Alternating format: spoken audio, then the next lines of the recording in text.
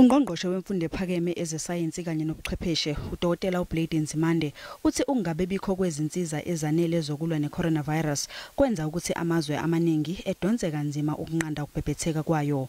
Uthi ukusetshenziswa kobuchwepheshe besimanje kuyimpendulo ekulweni neCOVID-19.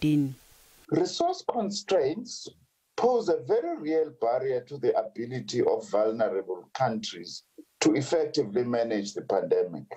And it is here that scientific innovation will play an increasingly prominent role. Science, technology, and innovation has proven to be an important tool for generating valuable insights and for the delivery of effective solutions. UNgqongqoshe wezokuhweba nezimboni uEbrahim Patel ube esechaza kabanzi ngokuthi ubuchwepheshe besimanje bubambe liphi iqhaza eNingizimu Afrika ukulwa nokusabalala kweCOVID-19. Uthi kumanje basebenzise ubuchwepheshe ukuze izibhedlela zithole imishini yokwelekelela iziguli ngokuphefumula.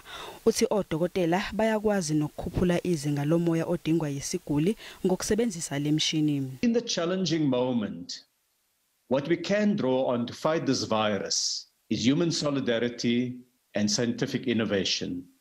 UMqondisi jikelele enhlanganweni yezizwe uthi kusukela kubheduke lesifo into ebimqoka ukuthi kusetshenziswe ezobuchwepheshe kanye nesayensi ukulwa naso. South Africa is now facing a serious challenge with community transmission and increasing numbers of deaths.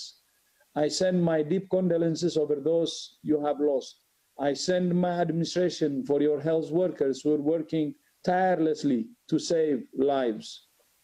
UMengameli uCyril Ramaphosa naye bekulindeleke ukuthi abe yingxenye yalomhlangano kepha akawazanga ngenxa yokuxineka.